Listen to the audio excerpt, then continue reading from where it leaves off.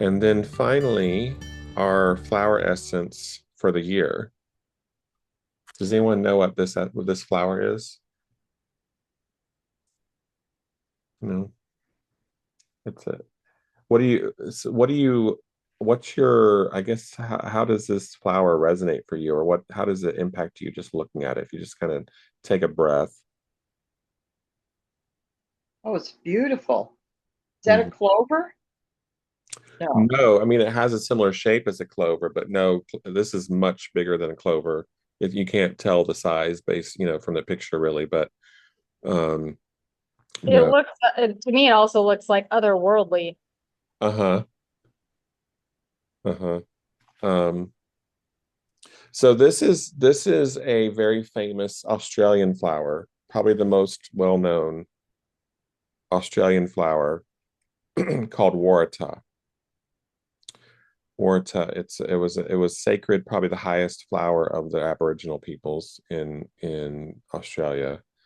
Um, and I think the Waratah kind of translates loosely to seen from afar. These flowers grow on very, it's almost like small trees, bushes, and have very long stems. Some of them can be, several meters high. And you could see, walking through the bush, you could see this way in the distance, almost like a lantern. Um, and I've heard stories of how the Aborigines would present these flowers to explorers or people that they contacted, like as almost like a greeting or a peace offering or something. There's medicinal aspects to it. But as soon as I asked this year, like, or toward the end of last year, what's the essence for the year coming, and this was immediately the answer that I got, and it's probably of the Australian Bush Flower Essences, which is a company that has made, I don't know, 60 plus essences from Australian flowers. Um, this is like one of the top two most powerful essences in their line. And the kind of key theme of Waratah is the dark night of the soul. Um, so if you think about having this lantern that you can see from afar, it's like, the light in a way to get us through the darkness.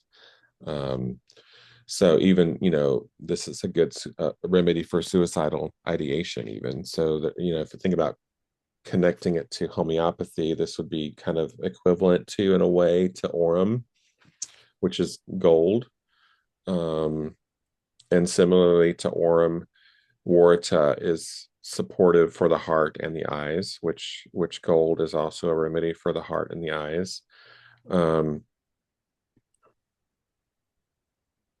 okay, I'm sorry. I just seeing that there was a message from David. Um, and it feels firm and sturdy with bold, elegant flames around it. Yeah, I like that. Um, Yeah, and if you think about it, like there is a sense of strength and courage that this flower has. It's like very, and it's actually it's not just one flower. These are a bunch of flowers that are grouped together and held together. So it's complex. Um, and so this essence actually does bring courage and strength. Um, so what does that pretend for this year? Um, we are going through we could say, collective dark night of the soul. That there is, for some people, it's going to be a very challenging year, um, and this essence to me tells me that what we're going through is correct. Like, you know, obviously, I mean, if you've walked the spiritual path for any length of time, what you experience is correct for you. But um, that we need to go through the dark night.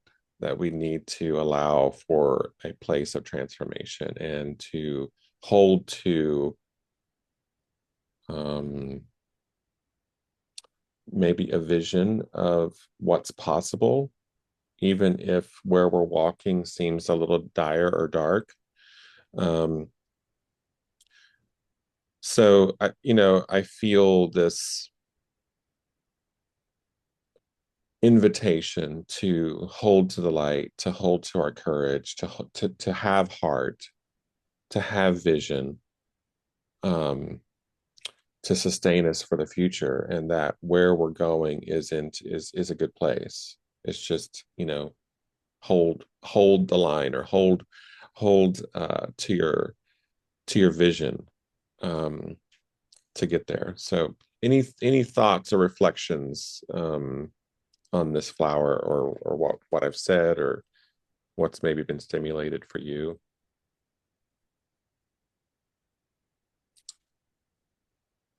What's just coming up is they all seem spot on and necessary. Yeah. And my just personal inner commentary is, what happened? What flower do you take for the dark decade of the soul? um right. Well, there are a number of flower essences for the dark night of the soul, but this is just the Australian version. But yeah, I hear you, the dark decade of the soul. um Well, I do feel like a lot of souls have been in a kind of season of waiting and preparation for, some for decades. And this feels like a turning point year, like a turning of the tide, or a turning point, um, where I think people who have been kind of in this waiting or preparation phase, like, are getting released into destiny, into purpose, into their mission, or more of a, we could say, more of an external expression of their mission, because even the waiting has purpose and mission in it, right? But as far as actually having a sense of more fulfillment in that process of mission and purpose, this feels like a turning point year for people. Um, and I think that will accelerate over the years to come. Um, so have heart, and that's really what I think this essence is about.